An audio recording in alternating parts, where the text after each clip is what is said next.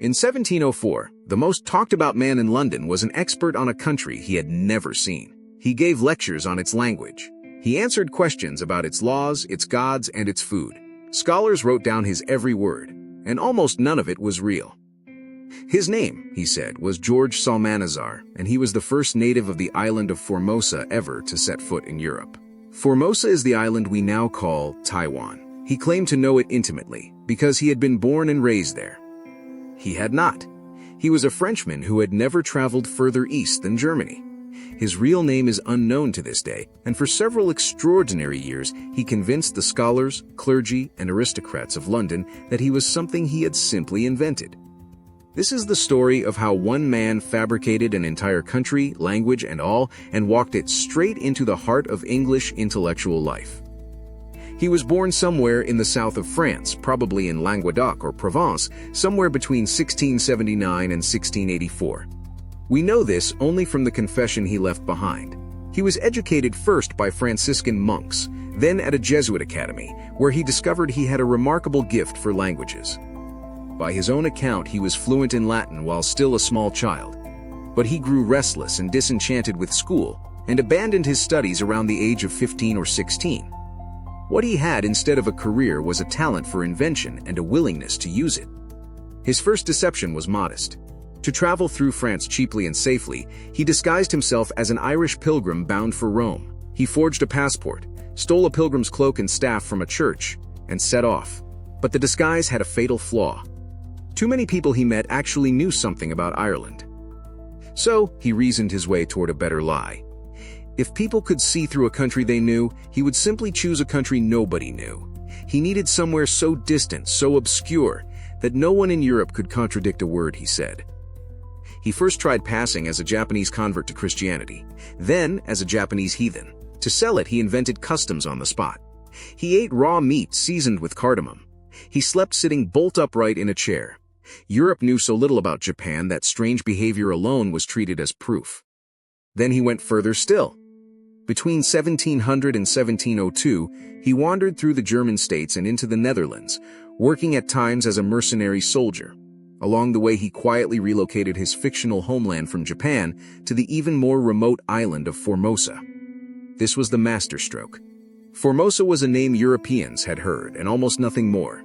Into that empty space, Psalmanazar poured an entire civilization. He devised a calendar. He worshipped the sun and the moon with elaborate invented rituals. And he began to speak a language that existed nowhere on earth but inside his own head.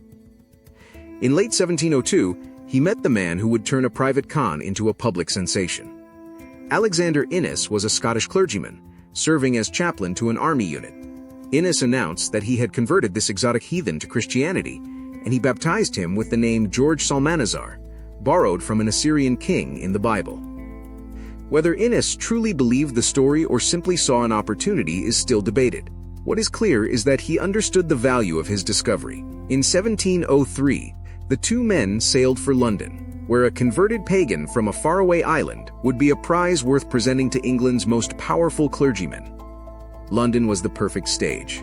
The city had a growing appetite for travel stories from distant lands, and it had something else Psalmanazar could exploit: a deep, simmering hatred of Catholics in general, and Jesuits in particular.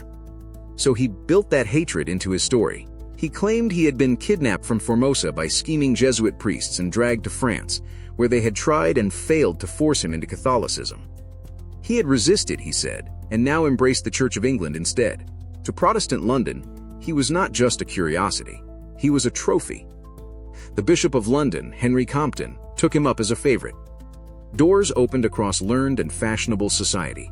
The strange young man with the impossible homeland became a guest at the best tables, where he reportedly delighted his hosts by eating his meat raw and bloody, exactly as a Formosan was supposed to. Riding this wave of fame, in 1704 he published the book that would make his name. It was called An Historical and Geographical Description of Formosa, an island subject to the Emperor of Japan. It claimed to be an authoritative account of the island's geography, government, religion, and customs. It was fiction from cover to cover. To build his imaginary Formosa, Psalmanazar borrowed from everything he had ever read. He took fragments from real travel reports, from lurid accounts of the Aztecs and Incas in the Americas, from descriptions of Japan, and quite possibly from Thomas More's fantasy island in Utopia. He stitched the pieces together into something that felt foreign enough to be true. The details he invented were vivid, and they were horrifying. The capital city, he said, was called Sternetsa. The men walked nearly naked, wearing only a plate of gold or silver to cover themselves. Their chief food was a serpent they hunted with tree branches. They lived underground in circular houses and traveled by horse and camel. It got darker. Formosans were polygamous, he wrote, and a husband had the right to eat his wife if she was unfaithful. Murderers were executed by being hung upside down and shot full of arrows, and every single year, the priests sacrificed the hearts of 18,000 young boys to the gods, then ate the bodies themselves. It was monstrous, sensational, and completely made up, and readers could not get enough of it.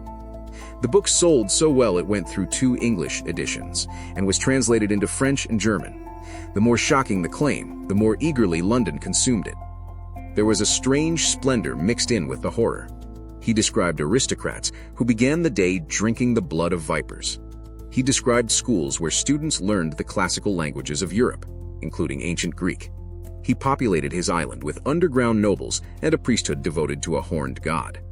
It was part nightmare, part fairy tale, and it was exactly the kind of faraway wonder his audience wanted to hear. But the centerpiece of the whole performance was the language. Salmanazar had constructed a complete Formosan tongue with its own alphabet of around 20 characters, assembled from bits of Greek, Hebrew, and pure invention. It had grammar, it had rules. He could write in it and read it back and translate on demand. He was so convincing that he produced a Formosan version of the Lord's Prayer, which scholars studied as a genuine specimen. His invented alphabet was so internally consistent that German grammar books were still reprinting it as a real script well into the 1800s, long after the man himself had been exposed.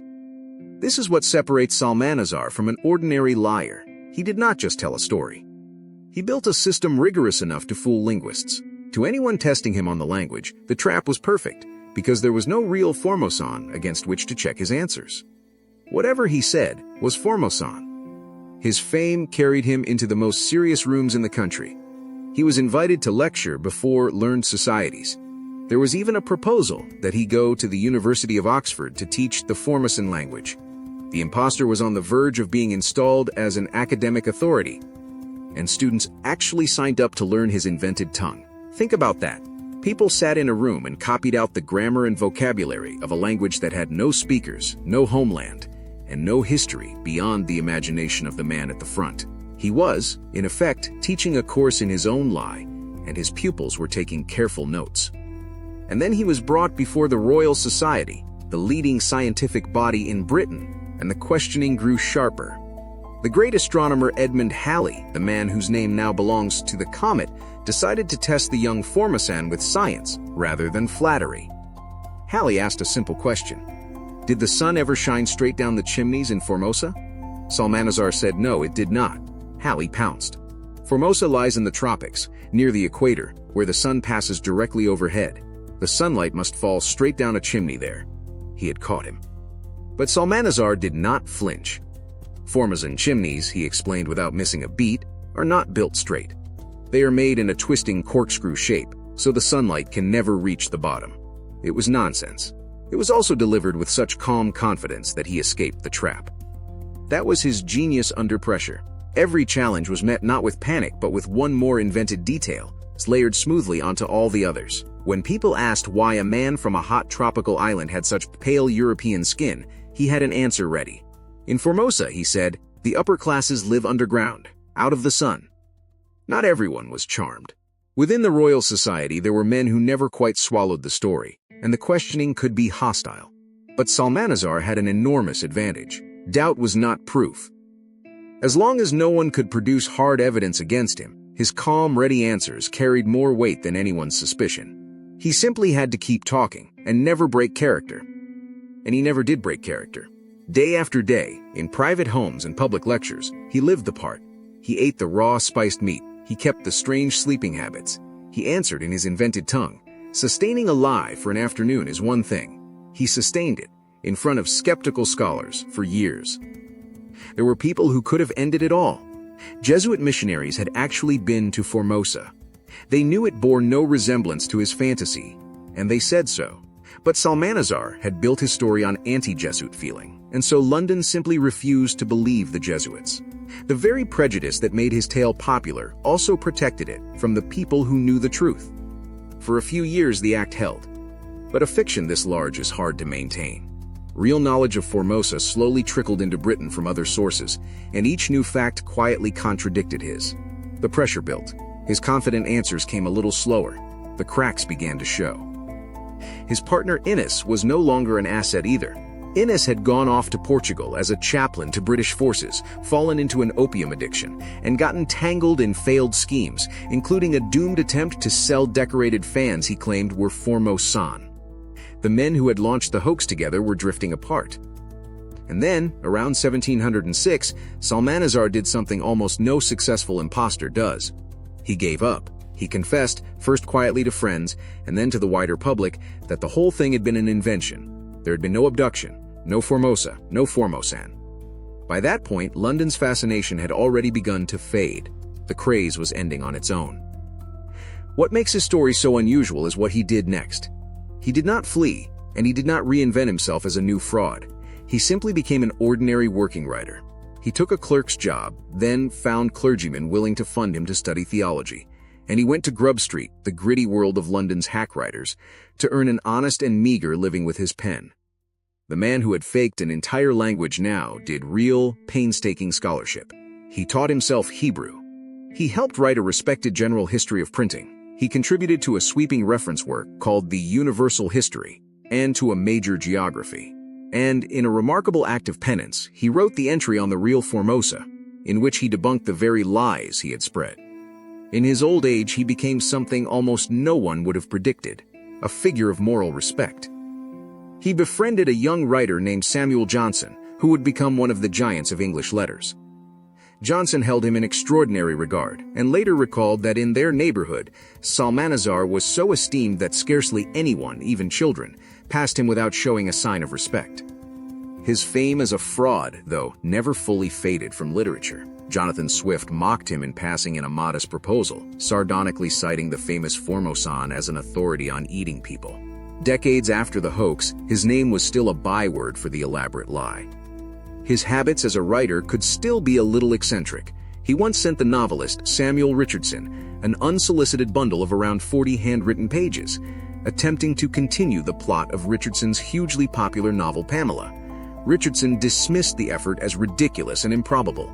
The man who had fooled all of London could not, it turned out, talk his way into another writer's story. George Salmanazar died on the 3rd of May, 1763, in London. In his will, he called himself a poor, sinful, and worthless creature, asked to be buried in the cheapest and humblest possible manner, and declared once more that his history of Formosa had been a base and shameful imposture, a fraud upon the public. He left behind a memoir published the year after his death. It is full of detail about his life and his deceptions, and it confesses almost everything. Almost. He never revealed his real name. The man who invented an entire identity for an entire nation took his own true identity with him to the grave. So how did he do it? Not with a single brilliant lie, but with 1,000 small ones, each defended instantly and woven into the rest. He understood that people will believe almost anything about a place they cannot check, especially when the story flatters their existing fears. He gave London a villain it already hated, the Jesuits, and a marvel it already wanted, the exotic East. The deepest lesson of Salmanazar is not that one man was a gifted liar. It is how willing the smartest people of his age were to be fooled, as long as the fiction confirmed what they already believed. An entire learned society debated the chimneys of a country that did not exist. That, in the end, is the real story of Formosa.